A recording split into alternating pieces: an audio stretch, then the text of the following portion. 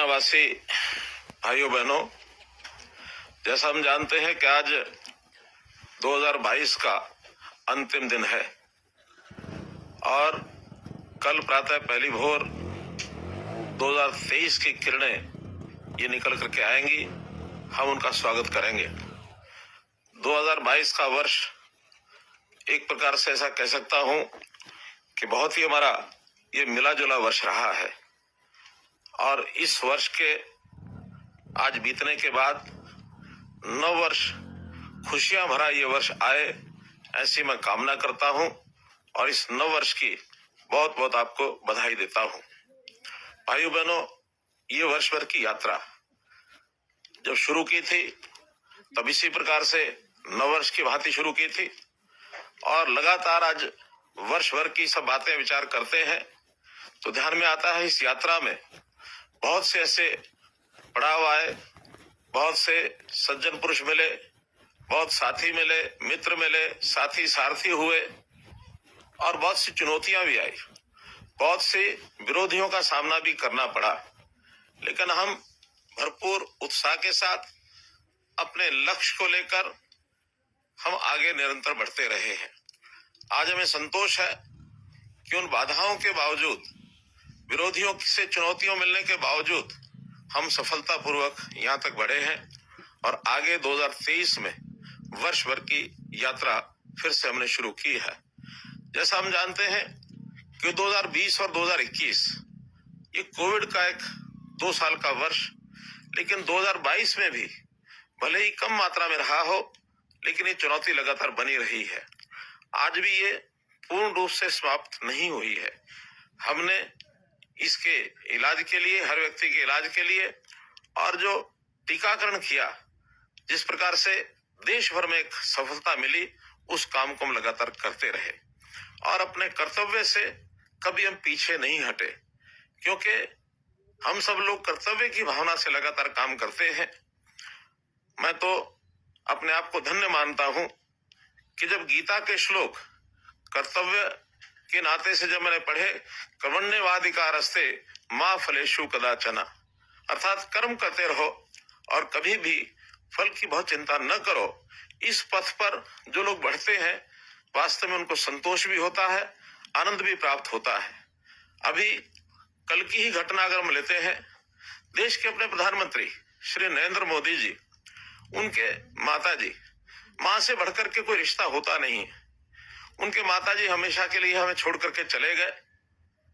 लगता था कि मोदी जी के जो दिन भर के कार्यक्रम होंगे अथवा आगे भी कुछ दिनों तक उनके कार्यक्रमों को स्थगित किया जाएगा, लेकिन कर्तव्य परायणता देखिए, वो कर्मयोगी किस प्रकार से माताजी के अंतिम संस्कार के ठीक 2 घंटे के बाद अपने निश्चित कार्यक्रमों में पहुंच गए। ऐसे कर्तव्यनिष्ठ कर्मयोगी देश के प्रधानमंत्री जब होंगे तो निश्चित रूप से इस देश को दुनिया में अग्रणी देश बनने से कोई रोक नहीं सकता है।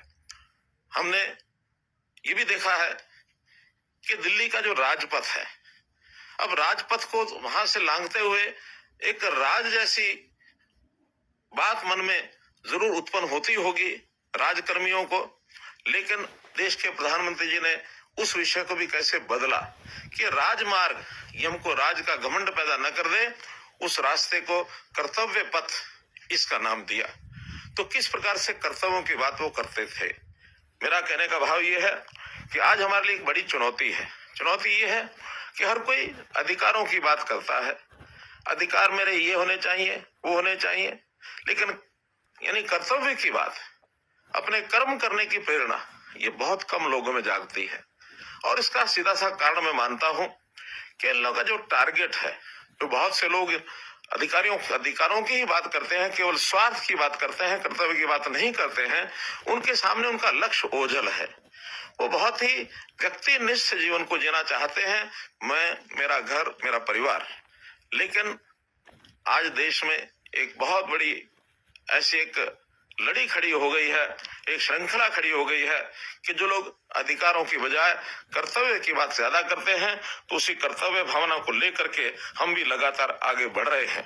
तो इसलिए मित्रों, मैं तो आज इस पिछले वर्ष की जो बाधाएं और चुनौतियां, उनकी जहां बात कर रहा हूं, वहां अगले वर्ष की भी बात मैं करूंगा। हमेशा जब कोई समय बीतता है तो उसके कुछ अनुभव भी होते हैं, और उन अनुभवों के आधार के ऊपर आदमी कुछ सीख लेता है। उस सीख के आधार पर नए वर्ष का, नई यात्रा का अपना कार्यक्रम शुरू करता है।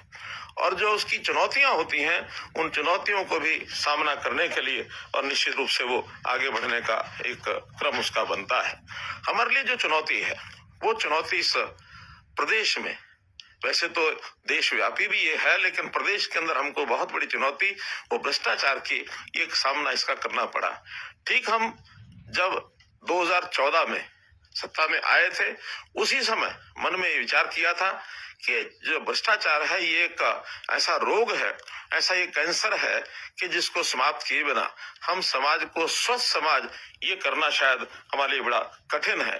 तो हमने उसके ऊपर काम करना शुरू किया, और उसमें सबसे बड़ा जो एक लोक जागरण का कार्यक्रम था, वो भी हमने शुरू किया।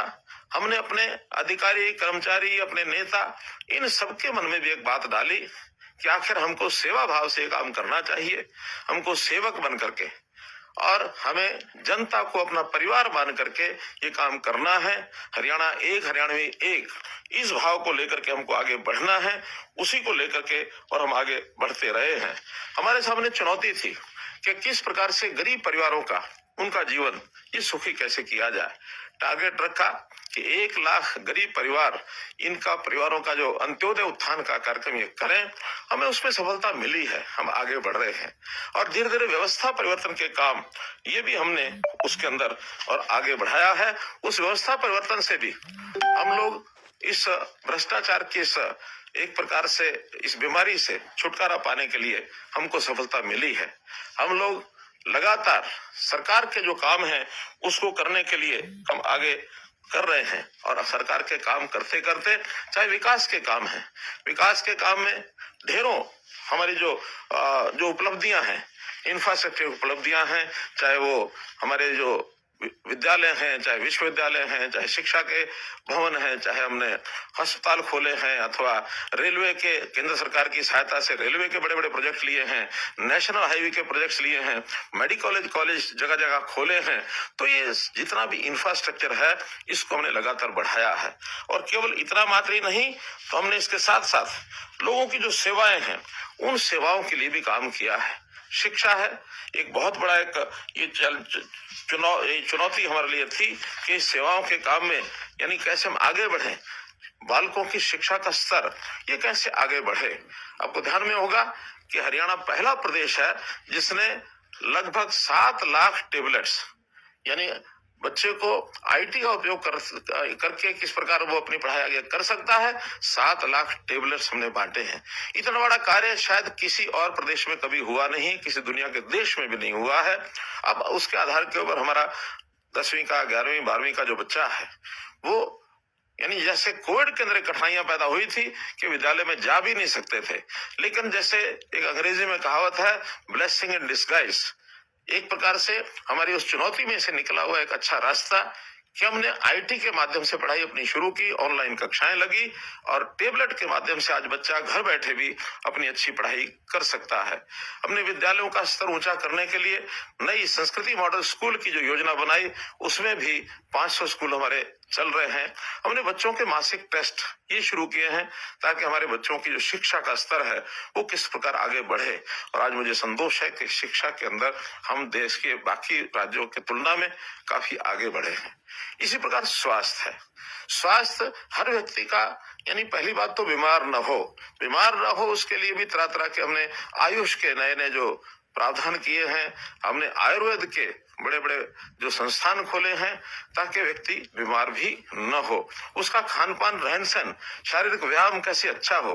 गांव में पार्क और व्यायामशालाएं ये बनाई हैं, वेलनेस सेंटर्स ये हमने खोले हैं, और इस आयुर्वेद पद्धति को आगे बढ़ाने के लिए तरह तरह के कोर्सेज भी शुरू किए हैं। लेकिन यदि बीमार होता है व्यक्ति तो उसका इलाज भी ठीक से होना चाहिए। अस्पतालों की वृद्धि की, हर जिला केंद्र पर 200 बेड का अस्पताल ये हमने खोलने की योजना बनाई है। हर जिले में मेडिकल कॉलेज खुलना चाहिए। इसका लगभग सब जिलों के अंदर शिलान्यास अथवा निर्माण कार्य ये शुरू हो गए हैं। आने वाले 3 या 4 वर्ष के अंदर सब जिलों में मेडिकल कॉलेज सुचारू रूप से चल पड़ेंगे। लेकिन गरीब व्यक्ति, इसकी भी बहुत बड़ी एक चिंता देश के प्रधानमंत्री जी को भी रही है।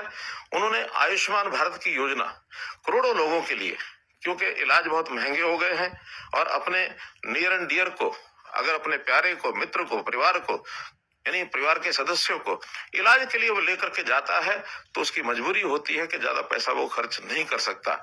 ऐसे हर गरीब परिवार के लिए 5 लाख रुपए का बीमा ये प्रधानमंत्री जी ने आयुष्मान भारत के माध्यम से चलाया। हमें लगा कि प्रदेश में मात्र 15 लाख लोग ही इसमें परिवार इसमें कवर होते हैं, लेकिन जब गरीब की पहचान की गई तो ये संख्या कहीं ज्यादा है।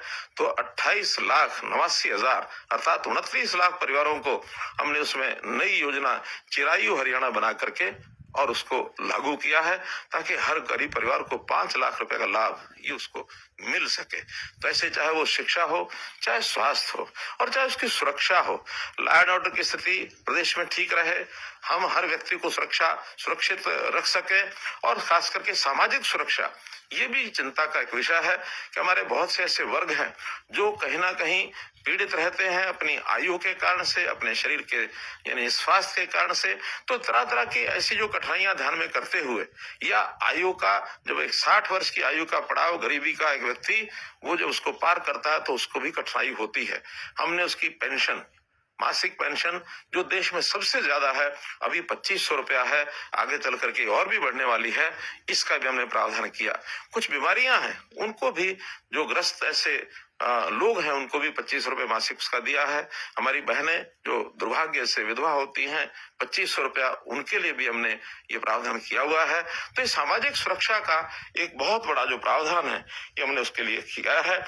और अब जो इस समय नई बात जो हमको बतानी वो ये कि पहले इस प्रकार की ओल्ड एज पेंशन के लिए चक्कर काटने पड़ते थे, दफ्तरों के दस्तावेज बनवाने पड़ते थे, दरखास्त लेकर के व्यक्ति इधर से उधर घूमता था, लेकिन उसको कहीं जाने की आवश्यकता नहीं है। अब जब से हमने परिवार पहचान पत्र बनाया है तो इस परिवार पहचान पत्र के माध्यम से जिस कपल की, जिस पति पत्नी जो बुजुर्ग हैं उनकी आय अगर जो सीमित आय है उसके अंदर होती है तो अपने आप ही उसकी जो पेंशन है वो बन जाती है, उसको कहीं जाना नहीं पड़ता है। इसी प्रकार से हमने जो परिवार के जो सेवाएं हैं वो सेवाएं भी बहुत दुरुस्त की हैं, उसको एक प्रकार से रहन सहन उसका सरल किया है। जो व्यक्ति बहुत कठिनाइयों से इन सेवाओं को प्राप्त करते थे, अब उनके डोर स्टेप के ऊपर, उनके दहलीज के ऊपर वो सेवाएं कैसे पहुंचे, ये परिवार पहचान पत्र के माध्यम से हमने शुरू किया है। उदाहरणतया राशन का कार्ड, ये राशन का कार्ड बनवाने के लिए भी उसको अपना बहुत से सर्टिफिकेट बहुत लोगों के हस्ताक्षर लेने पड़ते थे, कभी पटवारी के पास, कभी तहसीलदार के पास, कभी एसडीएम के पास, सरपंच से, पार्षद से, सबसे साइन कराने पड़ते थे।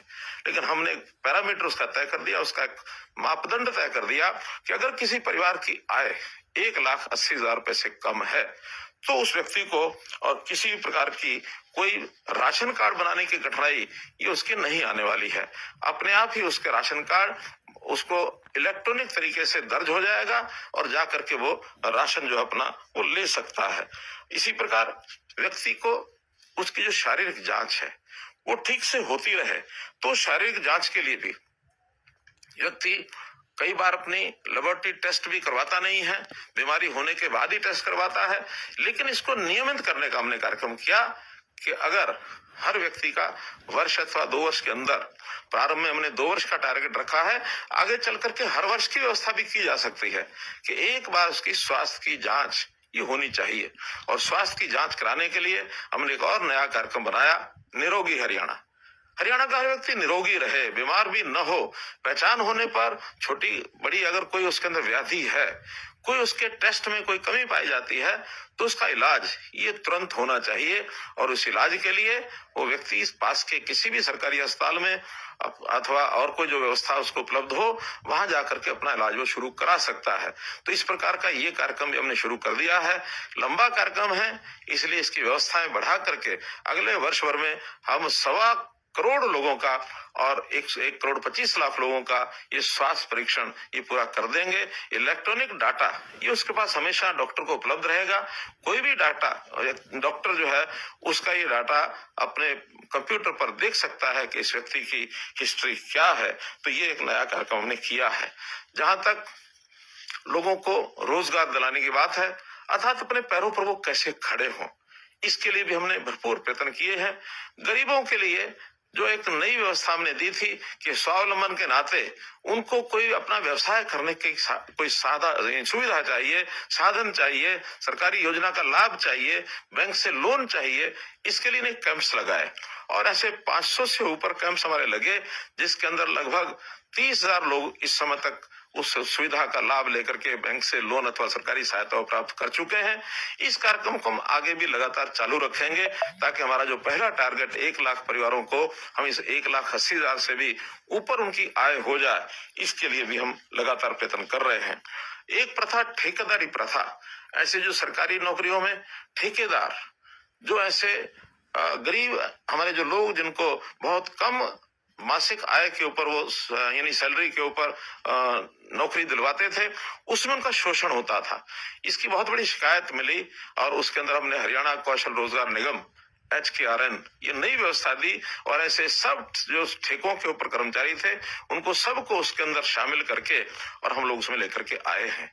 अर्थात उनको अब किसी प्रकार का शोषण उनका न हो, जो पैसा उनको मिलता है सीधा उनके बैंक के खाते में जाए और उनका PF प्रोविडेंट फंड ये भी कटे ताकि आगे चल करके उसका उपयोग वो लोग कर सकते हैं। ये सब हमने उसके अंदर किया है। हम लोग इस सारी चीजों को साथ साथ आगे बढ़ने के कार्यक्रम में बहुत से ऐसे जो नए काम हमने किए हैं, जिसको अगर मैं गिनाना चाहता हूं तो पूरे प्रदेश में जैसे 24 घंटे बिजली, कोई समय था ये सोच भी नहीं आती थी गांव के अंदर लोगों को कि 24 घंटे बिजली मिलेगी, लेकिन आज लगभग 85% से ज्यादा गांवों में हम 24 घंटे बिजली दे चुके हैं। ये पिछले साल का हमारा एक डाटा है। आज तो स्थिति ये भी हो गई है कि अगर कोई बेटी किसी की दूसरे गांव में शादी की बात जब चलती है तो बेटी पूछने लगती है कि पिताजी जिस गांव में मेरी शादी कर रहे हो वहां बिजली कितने घंटे आती है। ये बहुत खुशी की बात है, आनंद का विषय है कि परिवार मजबूरी में भी जो कठिनाइयां जो कमियां उस गांव की हैं उनको दूर करने के लिए और विभाग के साथ तालमेल करके 24 घंटे बिजली और वहां दिलवाते हैं, लेकर के जाते हैं। हमने गांव-गांव का सड़कों का जाल ये पहले से बिछा रखा है और इसमें कोई गांव आज ऐसा नहीं है जहां वो सड़क नहीं है। हमने लगातार यानी एक प्रयत्न हमारा रहा है कि जो छोटी सरकारें हैं, गांव की सह सरकार है, पंचायत समिति है, पंचायत है अथवा जिला परिषद है, छोटे नगरों में नगर पालिकाएं हैं, नगर परिषदें हैं, नगर निगम है, इनको स्वायत्त कैसे किया जाए और स्वायत्त करने के लिए इनकी शक्तियां कैसे बढ़ाई जाए, लगातार इस ओर हमारा ध्यान है। इनकी जितने भी पैसे हैं, जो राशि है, चाहे वो केंद्र का सेंट्रल फाइनेंस कमीशन की तरफ से अथवा प्रदेश का स्टेट फाइनेंस कमीशन की तरफ से, जो पैसा पूरा उनको कभी मिलता नहीं था, अब हमने नियमित तौर पर उनको देना शुरू किया है। वहां के कर्मचारियों को पूरा यानी साल उनकी जो तनख्वाह है, उनकी जो आय यानी इनकम है, वो लगातार उनकी बनी रहे। कोई कर्मचारी ऐसा गांव का नहीं कह सकता कि जिसकी समय के ऊपर और उसकी सैलरी तनख्वाह उसको नहीं मिलती है, सबको समय पर मिलती है। विकास के कामों के अधिकार भी जो पैसा उन सरकारी जो हमारी सरकारें हैं, छोटी सरकारें, उनका अपना जितना भी पैसा है या अथवा ग्रांट उनको मिलती है, उस पैसे को खर्चने का अधिकार केवल उनको अपने को मिल गया है।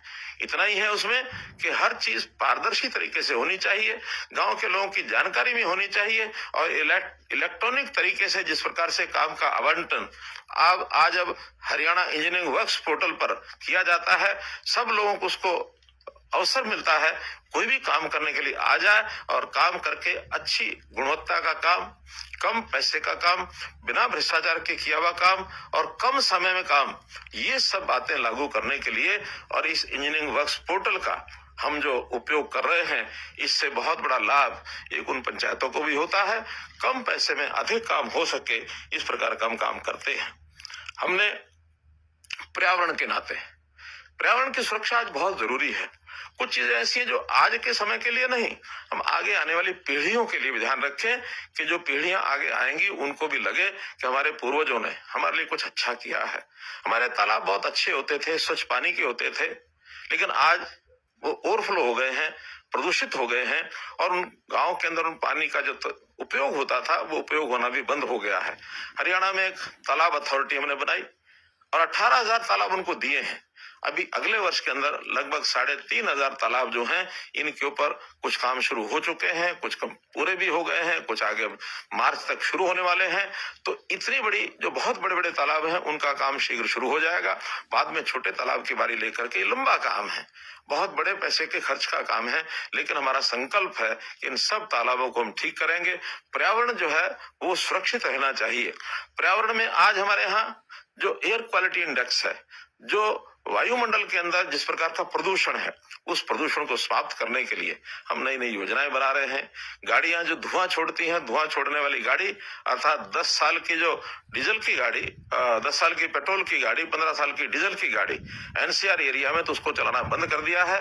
बाहर भी यदि चलाएंगे तो उसके लिए भी कुछ हमने मापदंड रखे हैं, ताकि उस गाड़ी को छोड़कर आदमी जो है नई गाड़ी, नए समय की गाड़ी उसका चलाए। और सीएनजी पीएनजी की उपलब्धता करा करके गैस आधारित ये गाड़ियां चलनी चाहिए। पुरानी गाड़ियों को भी पूरा पैसा उसका जो कबाड़ का भी मिलेगा, उसका भी उपयोग हम जो है बड़ी बड़ी फैक्ट्रियां लगा करके उसकी रीमेटलिंग उसको करके रीयूज करने के नाते और स्क्रैप की उसकी जो व्यवस्था हमने की है, वो भी एक ऐसा पग है जिसके कारण से और प्रदूषण जो है वो कम होगा। पेड़ लगाने का अभियान भी हमने चलाया है। अभी लगभग 71 लाख पेड़ पिछले इस वर्ष में 2022 के अंदर लगाए गए हैं, और इसको और घने जंगलों में परिवर्तन करने के लिए और हम लोग जो है आगे काम कर रहे हैं। ऐसा चाहे पानी की व्यवस्था हो, हमने पर्यावरण के बाद पानी के नाते से यानी पानी का प्रबंधन, पानी हमारे पास कम है, ये बात एकदम सत्य बात को बार बार कहने का भी उसका कोई अर्थ इसलिए नहीं है कि पानी की उपलब्धता जितनी है हमको उसका प्रबंधन अच्छा करना पड़ेगा। एसवाइल का पानी हमको मिलना चाहिए, लेकिन जिन कारणों से वो फंसा है वो आपको हमको सबको विदित है।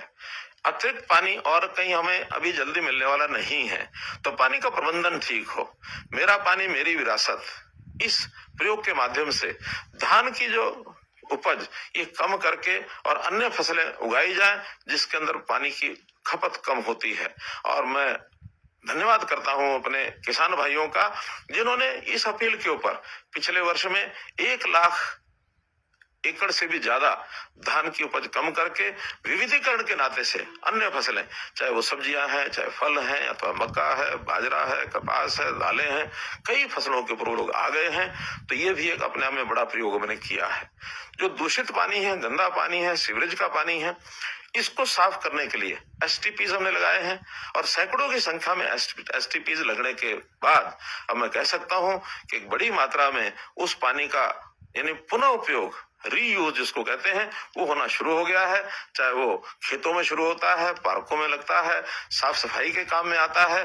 तो ऐसा इरिगेशन का एक अन्य प्रयोग भी हमने किया है कि खुली सिंचाई, इसमें पानी की बहुत खपत होती है, तो इसको पानी को बचाने के लिए मिकाडा के माध्यम से और जो हमारी सिंचाई है जिसको माइक्रो इरिगेशन कहते हैं, इस माइक्रो इरिगेशन के माध्यम से ड्रिप सिस्टम, फुहारा सिस्टम, इससे भी खेती का जो प्रचलन शुरू हुआ है, इसमें सरकार की ओर से सब्सिडी दी जाती है।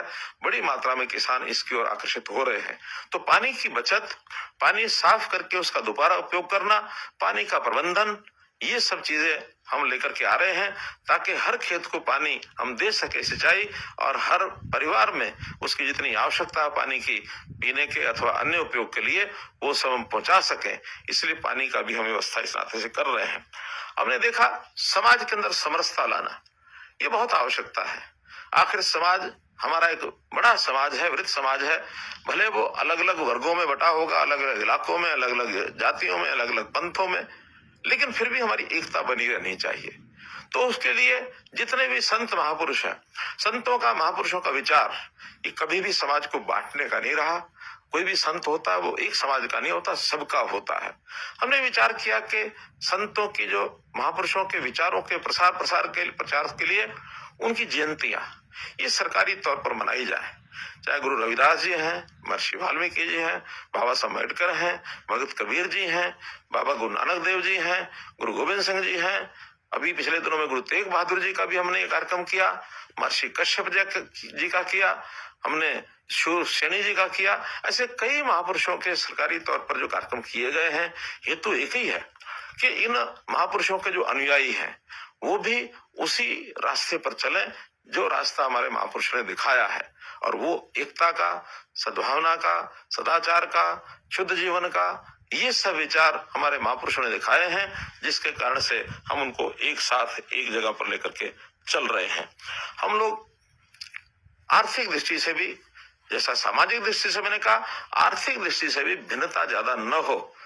बहुत गरीब परिवार और बहुत अमीर परिवार, आखिर ये खाई जो बढ़ती जा रही है, इसको कैसे कम करना। इसको कम करने का तरीका एक ही है कि जो समाज का अंतिम व्यक्ति है, उस व्यक्ति की आय को कैसे बढ़ाया जाए, उसकी चिंता कैसे की जाए। तो अंत्योदय की भावना से हम लगातार काम कर रहे हैं। जैसा मैंने बताया कि मुख्यमंत्री अंत्योदय परिवार उत्थान योजना, मुख्यमंत्री परिवार समृद्धि योजना, तो ये सारी योजनाएं जो हम बना रहे हैं, इसके लिए भी और हम जो है उसको आगे बढ़ा रहे हैं। अब एक बात इसमें विचार करने की है कि जो गरीब आदमी है वो कई बार मुख्य धारा में आने में उसको बहुत समय लगता है, तो उसकी सहायता करनी पड़ती है। सहायता उसकी करें जिसकी आय कम है, तो कम आय के लोगों की सहायता करना ये सरकार का दायित्व बनता है।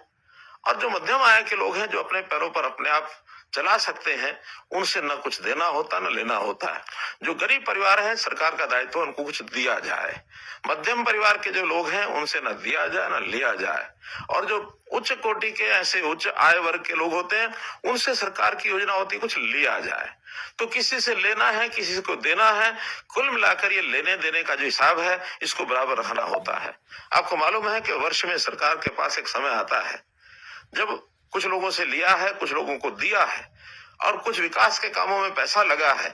ये सब मिलाकर और हम लोग उसका एक बजट बनाते हैं, हिसाब किताब बनाते हैं। संयोग से मैं चूंकि वित्त मंत्री भी हूं, तो वित्त मंत्री होने के नाते से ये बजट बनाने का काम 3 वर्ष पहले भी मैंने किया है। इस वर्ष भी मेरी ओर ये दायित्व आया है। अब जनवरी महीने के बाद ये जो बजट बनाने का काम शुरू हो जाएगा, तो उस बजट का आदर्श बजट यही है कि जितना हमारे पास आ रहा है उतना खर्च किया जाए। लेकिन हम देखते हैं कि खर्च ज्यादा होता है विकास के कार्यों में अथवा सेवाओं के अंदर। जब खर्च ज्यादा होता है, आय कम होती है, तो उस समय कुछ कर्ज भी लेना होता है। अब समस्या आती है, कठिनाई आती है विपक्ष की ओर से। विपक्ष जब कभी किसी को लेना होता है तो तब कहते हैं नहीं, इसे नहीं लेना चाहिए, और किसी को देना होता है तो कहते हैं कम दिया जा रहा है और दिया जाए। तो ज्यादा दिया जाए, कम लिया जाए तो कर्ज बढ़ेगा, और जब कर्ज लिया जाए तो विपक्ष चिल्लाता है कि नहीं, कर्ज बहुत बढ़ गया है, कर्ज बहुत बढ़ गया है। तो मित्रों, भाइयों बहनों, दोनों चीजें तो नहीं चल सकती। या तो इसका संतुलन बैठाना पड़ेगा, जिनको देना है तो आएगा कहां से, ये भी विपक्ष को विचार करना चाहिए, सबको विचार करना चाहिए। और जहां से आया है वो जितना भी ज्यादा आ सकता है, उसको ज्यादा खर्च करके हिसाब उसको बराबर रखा जाए। जो कमी पूर्ति है उसका कर्ज, जो हमें एक प्रकार से संवैधानिक तौर तरीकों से या हमारे रिजर्व बैंक ऑफ इंडिया से या भारत सरकार के नियमों से जितना हमें अलाउ है उतना हम लेते हैं, उससे ज्यादा कभी लेते नहीं है। अभी भी हमारा प्रदेश, हरियाणा प्रदेश, इस मामले में आसपास के बाकी सब प्रदेशों से बहुत अच्छी स्थिति में है। हम इसका संतुलन जो है वो बना करके रखते हैं। तो इस नाते से इस विषय पर भी हमको एक विचार करके आगे जरूर बढ़ना होता है, जिसको हम बढ़ रहे हैं। अब इन सब चीजों को ठीक करने के लिए हम लोगों ने व्यवस्था परिवर्तन के बहुत काम किए हैं, और इस व्यवस्था परिवर्तन का मुख्य उद्देश्य यही रहा है कि किस प्रकार से भ्रष्टाचार को समाप्त किया जाए, लोगों को घर बैठे कैसी सहायता मिले, हैप्पीनेस इंडेक्स उनका कैसे बढ़े, ईज ऑफ लिविंग उनका कैसे आगे बढ़े। तो इसके लिए आम आदमी इसकी सराहना कर रहा है। जितने हमने काम चलाए हैं, कार्यक्रम किए हैं, चाहे वो गांव में स्वामित्व योजना ये हमने चलाई है, चाहे वो अभी परिवार पहचान पत्र की ये सारी जो चीजें चल रही हैं, इसी प्रकार से सेवा का अधिकार ये हमने जनता को दिया है कि एक निश्चित समय में उसको सेवा मिलनी चाहिए। हमारे सेवा के अधिकार का जो कमीशन है उसकी चिंता करता है कि निश्चित समय पर यदि उनको पैसा, उनको सेवाएं नहीं मिलती तो उनके खिलाफ कार्रवाई भी की जाती है। मेरी फसल मेरा ब्यौरा, ये कार्यक्रम भी हमने चलाया है। इसके अंतर्गत भी किसानों को और पैसा जो उनको घर में मिलता है, डीबीटी स्कीम के माध्यम से 25,000 करोड़ रुपया हर वर्ष यानी किसानों के खातों में ये पहुंचता है फसल का। तो इस प्रकार से इस सारे सिस्टम को आगे बढ़ा रहे हैं। अब ये सारा विषय जो आगे बढ़ा रहे हैं, इसके अंदर बहुत जो उपयोगी हमारा साधन वो है परिवार पहचान पत्र का। ये परिवार पहचान पत्र ऐसा एक कंसेप्ट है, ऐसी एक विधि है जिसको हमने ही लागू किया है और देश और दुनिया में इसको बहुत लोग सराहना मिल रही है। 165 अवार्ड हमको अपनी टेक्नोलॉजी के जितने कार्यक्रम हैं उसमें हमें मिल चुके हैं। और जो परिवार पहचान पत्र इस विधा को हम उपयोग कर रहे हैं, तो ये भी ठीक है। जब कोई नई चीज शुरू की जाती है तो निश्चित रूप से उसका हमें कभी कभी कठिनाई भी आती है और उस कठिनाई को दूर करने के लिए हम समय समय पर सब प्रयत्न करते हैं। मैं मानता हूं कि इसमें जो आने वाली कठिनाई है जनता इसमें सहयोग करेगी और उसके अंदर जो भी ठीक किया जाएगा अगले 1 महीने के अंदर परिवार पहचान पत्र के सारे विषय को इसको ठीक करने के लिए हम सब काम कर रहे हैं। हम लोगों ने स्थान स्थान के ऊपर चाहे एडीसी ऑफिस हो अथवा अन्य जगह पर भी कैंप लगाए हैं कि जिस किसी को लगता है कि गलती से मेरा परिवार पहचान पत्र के कारण से राशन कार्ड कटा है तो उनको राशन कार्ड बनवाने के लिए वहां जाना चाहिए। हाँ, जाने के बाद यदि वास्तव में ठीक कटा है तो संतोष भी करना चाहिए, क्योंकि इस पिछले वर्षों में 12-14 वर्ष से पहले कार्ड कभी बने होंगे, एक बार बनते हैं वर्षों तक उसका कोई हिसाब किताब लगाता नहीं था। लेकिन अब हमने हिसाब लगाया है कि जिस परिवार में कोई नौकरी लग गई है उस परिवार को राशन कार्ड पर राशन, गरीब का राशन नहीं लेना चाहिए, क्योंकि मेरे लिए तो 300-400 रुपए का एक लाभ मात्र है, लेकिन उसके बदले में जिस गरीब परिवार को राशन नहीं मिला उसके बच्चे कैसे भूख से सोते होंगे, उसकी हालात क्या होती होगी। तो हमने 30 लाख परिवारों को, जो कभी ये 27 लाख परिवारों को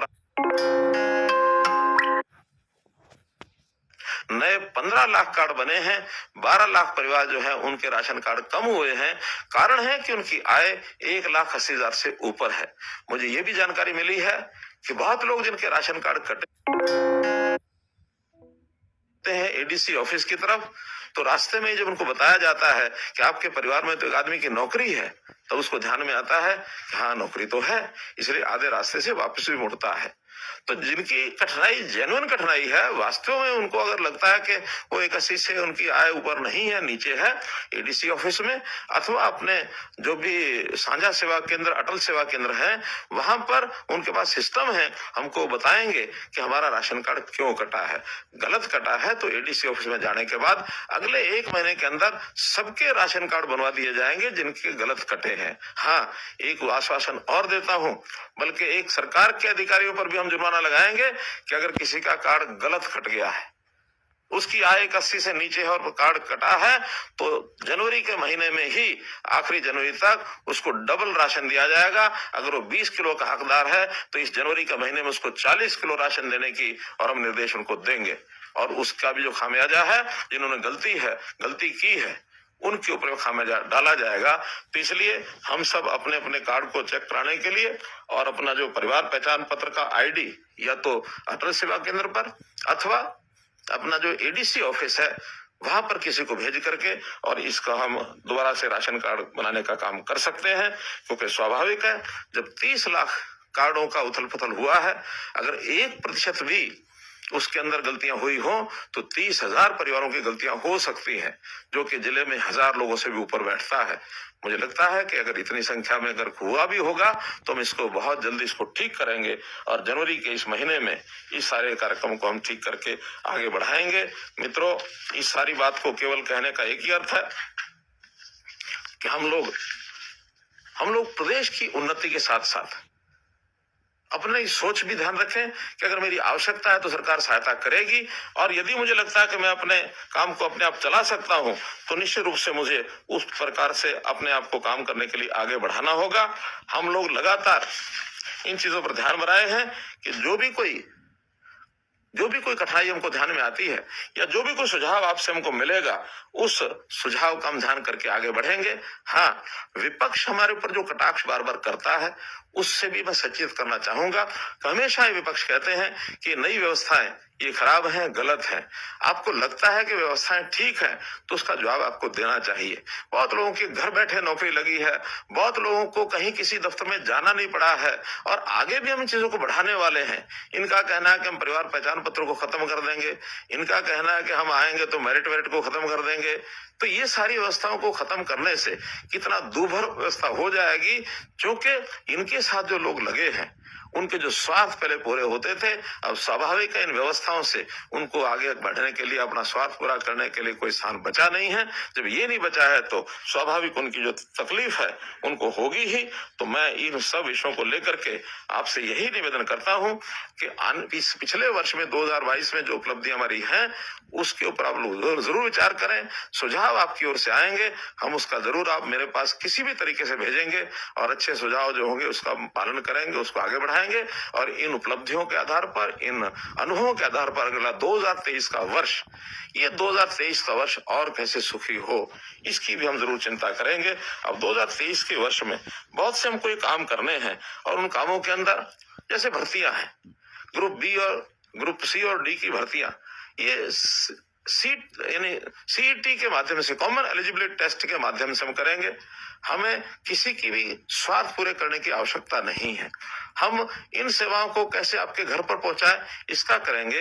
किसान बंधु जो अपनी जमीन को लेते हैं उनके डिजिटल रिकॉर्ड, इनको हम ठीक करेंगे, इसमें भी किसी प्रकार की कठिनाई नहीं आने देंगे। स्वास्थ्य सेवाएं ये आपके घर तक कैसे पहुंचे, इसको अधिक से अधिक कैसे बनाए, ये हम पूरा करेंगे।